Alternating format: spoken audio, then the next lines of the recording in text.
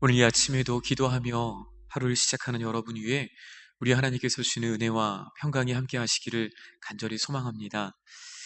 오늘은 유일하신 왕 예수 그리스도라는 제목으로 오늘 하나님의 말씀을 함께 나누기를 원합니다.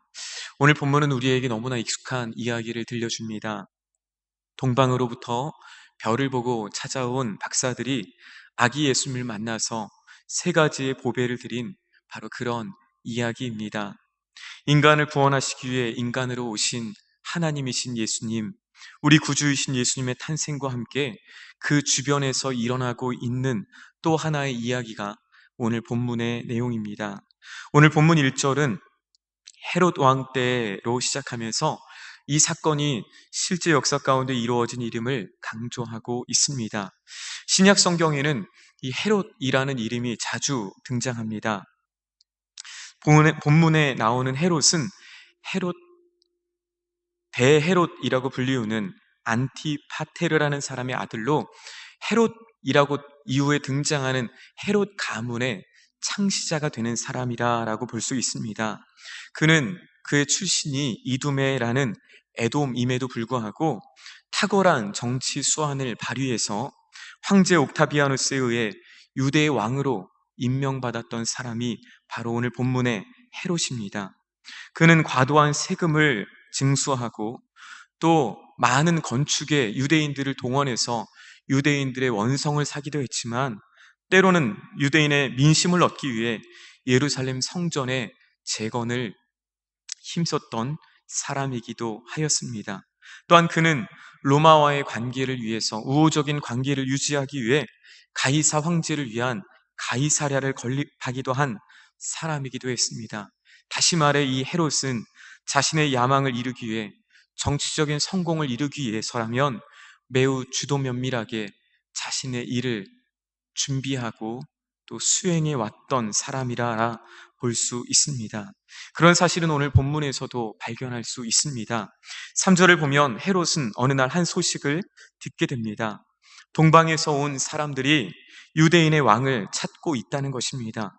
유대인의 왕인 자기 자신을 놔두고 다른 데서 유대인의 왕을 찾는다라는 이 소식은 절대 권력을 꿈꾸는 헤롯에게 있어 매우 당황스럽고 근심스러운 일이 아닐 수 없었습니다. 어쩌면 절대 일어나서는 안 되는 일이 지금 일어나고 있구나라는 생각을 그로 하여금 하게 했을런지도 모릅니다.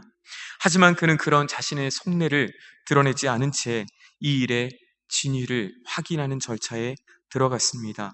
대제사장들과 서기관들, 다시 말해 구약의 율법에 능통한 사람들을 통해 그리스도가 어디서 나실지를 확인하고 있는 것입니다.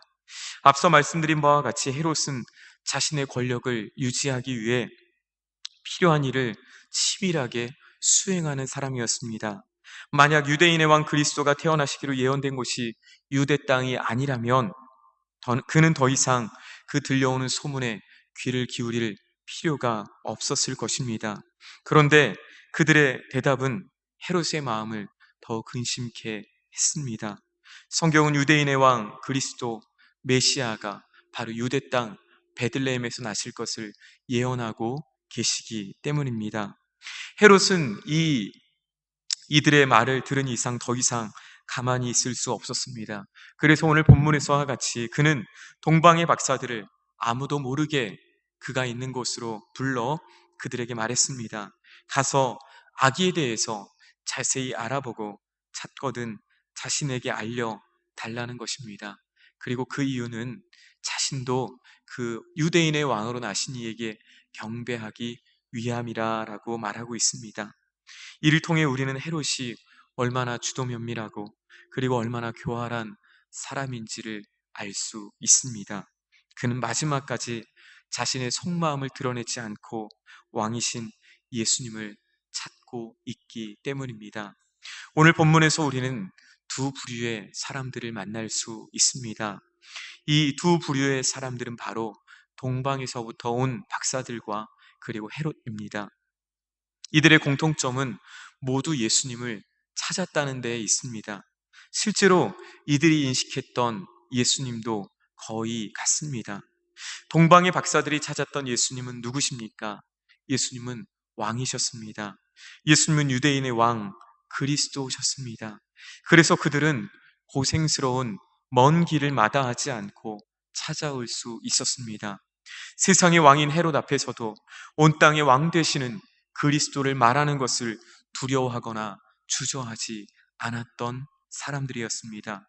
그리고 왕 되신 예수님 앞에 섰을 때 그들은 기꺼이 자신이 가진 가장 귀한 보배를 그분 앞에 기쁨으로 드리며 영광과 찬송을 드렸던 사람들, 바로 그들이 동방의 박사들이었습니다. 반면 헤롯이 찾았던 예수님은 누구십니까? 역시 예수님은 왕이셨습니다. 예수님은 유대인의 왕이고 그리스도셨습니다. 그래서 헤롯은 동방의 박사들에게 예수님이 태어나신 것을 찾거든, 예수님을 만나거든 자신에게도 그 사실을 꼭 알려줄 것을 말하고 있는 것입니다. 오늘 그런데 16절에 보면 박사들에게 속은 것을 난 헤롯이 2살 이하의 사내 아이를 모두 죽이라는 무자비한 명령을 내린 것도 그가 예수가 유대인의 왕이심을, 유대인의 왕이 될 것을 알고 두려워했음을 우리는 알 수 있습니다. 그런데 동방의 박사들과 헤롯이 다른 점이 무엇입니까? 동방의 박사들이 예수님을 나의 왕으로 섬겼다라면 헤롯은 자기 자신을 여전히 왕으로 여겼다라는 데에 있습니다. 신앙생활은 무엇입니까? 신앙은 예수님이 나의 왕이심을 고백하는 것인 줄로 믿습니다. 그래서 왕이신 예수님, 그분을 중심으로 우리의 생각이 달라지고 우리의 기준이 달라지고 우리의 태도가 달라지는 것입니다. 하지만 우리가 예수님을 우리의 유일하신 왕으로 섬기지 않고 우리 자신이 또는 우리가 우러르는 그 어떤 것이 우리의 왕이 될 때 우리의 신앙생활은 또 다른 나의 야망을 이루고자 하는 도구와 수단으로 전락할 수 있다라는 사실입니다. 오늘 주 안에 사랑하는 성도 여러분, 누가 성도입니까? 성도는 예수님만을 나의 유일하신 주님과 왕으로 따르는 사람인 줄로 믿습니다. 왕이신 주님께서 내게 어떤 말씀을 하시든지 그 앞에 엎드릴 줄 아는 사람, 그분의 말씀과 그분의 권위 앞에 엎드려 순복할 줄 아는 사람, 바로 그가 하나님 앞에서 참된 성도인 줄로 믿습니다. 왕 되신 주님이 주신 구원의 선물이 내게 있는 그 어떤 것보다 귀하고 값진 것임을 알기에 내게 귀한 것을, 내게 가장 소중한 것을 드리면서도 오늘 동방의 박사들처럼 매우 크게 기뻐하고 기뻐할 줄 아는 사람, 바로 가장 큰 기쁨이 하나님께 있음을 고백하는 사람, 바로 그가 참된 성도인 줄로 믿습니다. 시간이 가면 갈수록 내 생각과 내 뜻과 내 입장이 사라지고 예수님이 주인 되시는 하나님의 나라를 살아가는 사람, 바로 그가 성도인 줄로 믿습니다. 그래서 마침내 하나님께서 열어주시고 하나님께서 보호하시고 하나님께서 이끄시는 길을 가는 사람, 바로 그가 성도인 줄로 믿습니다. 오늘 주 안에 사랑하는 성도 여러분, 오늘 이 아침 예수님만이 나의 유일한 왕이십니다 고백하는 은혜가 오늘 저와 여러분 가운데 함께 하시기를 간절히 소망합니다. 바로 주님을 왕으로 고백하며 살아갈 때 주님은 오늘 우리에게 너는 내 사랑하는 아들이요 내 사랑하는 딸이라 말씀하십니다. 왕의 자녀의 권세를 가지고 오늘도 살아가는 이 은혜가 기도하며 이 하루를 시작하는 여러분들 위해 함께 하시기를 주님의 이름으로 간절히 축원합니다. 살아계신